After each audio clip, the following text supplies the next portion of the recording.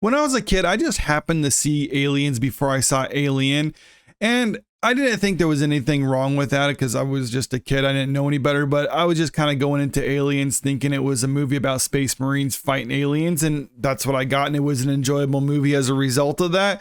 But there was still something there for people who have seen the previous movie in the franchise, but it very much wasn't necessary for what we are getting with the second movie.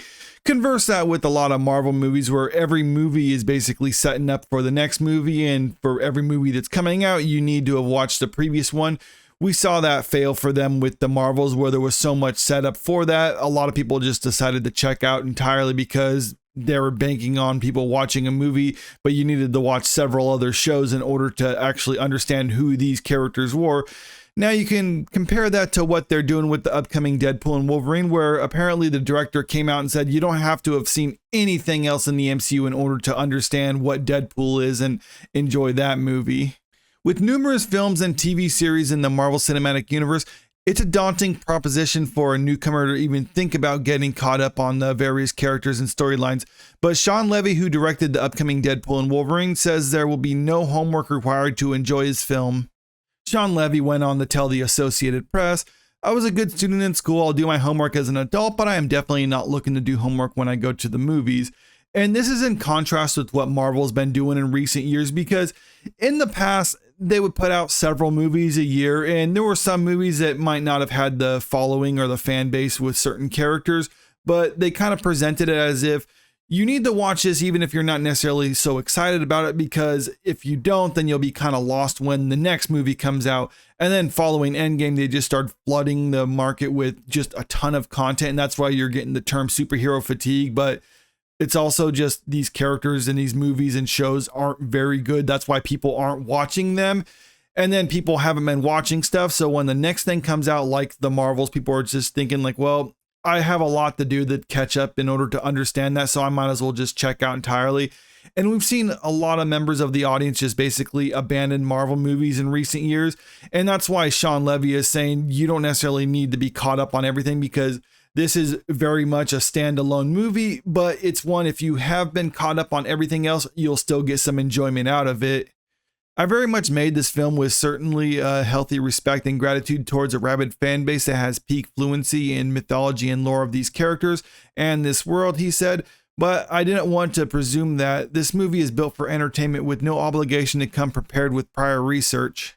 And we have heard this before, because every time a new Marvel movie comes out, they try to present it this way, like you don't necessarily have to have had watched the other stuff in order to understand this, but yet when a new movie's coming out, they always try to present it as you better watch this next thing, otherwise you'll be lost when the thing after that comes out, the one that you really want to watch. So they're kind of trying to have their cake and eat it too when it comes to this, but I do think this is a change, of course, for how Marvel's been doing things, because we saw when it came to the Marvels, that was such a colossal failure. A lot of people were left scrambling, trying to figure out what went wrong with that movie. And this article from Variety offers up some opinions on what they think happened.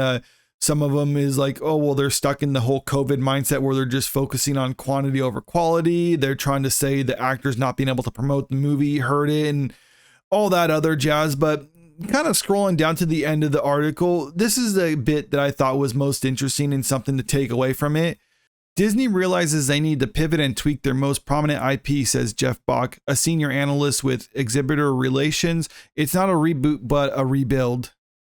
This is just one guy's opinion, but I do feel like it does kind of gel with what we've heard coming out of Marvel in recent months, because I think after the Marvels failed at the box office, at that point, the studio executives just had to acknowledge that they've chased off a large segment of their core fan base, and those people are never coming back. And that's why I think Deadpool and Wolverine is their attempt to try to bring new people into the fold, but at the same time, not alienating the still remaining existing fans that they have, which is why Shawn Levy is saying you don't have to have seen anything else in the MCU in order to enjoy this movie.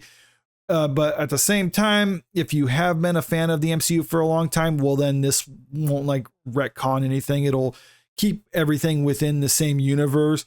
And I think what they're going to be doing with Deadpool and Wolverine is kind of use this as their new high water mark, because in the past, their high water mark would be like $1 billion hit. So they kind of come to expect that from their movies. But this movie, I don't expect it to hit $1 billion, but let's say $800 million. I think that's within the realm of possibility because Deadpool's a popular character. Hugh Jackman's back in the role as Wolverine. There's a lot of hype around it. The trailer is pretty well received, as you can see from the like to dislike ratio here. So I think Marvel is going to try to use this movie as a test to see what audience is still remaining and who will actually come out to support a Marvel movie in theaters.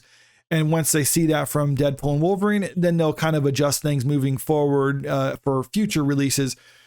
But if they get into the mindset that this is basically bringing back the MCU and it's back on track and last year or two was just hiccups, well, then I think they're in for hard times because that's not really how things work anymore. Because in the past, if a movie was very successful, then you would see the next Marvel movie be somewhat successful. If the movie wasn't good, then you would see the next Marvel movie kind of suffer at the box office as a result. I don't think we're going to get that anymore. I think every movie is pretty much just going to be a standalone thing. It's going to be a success or failure based off of the own individual movie. And what Marvel needs to do is make good movies first and foremost. I mean, I know that's kind of a shocker, but that's really all they can do. They can't expect one movie to prop up the franchise or anything like that, or have a reflection on how other movies do. Basically, every movie needs to be treated as its own standalone thing. They can build off of each other. They can lead into other things, but a movie's only going to be successful if people want to go and see that particular movie, or if that particular movie is good.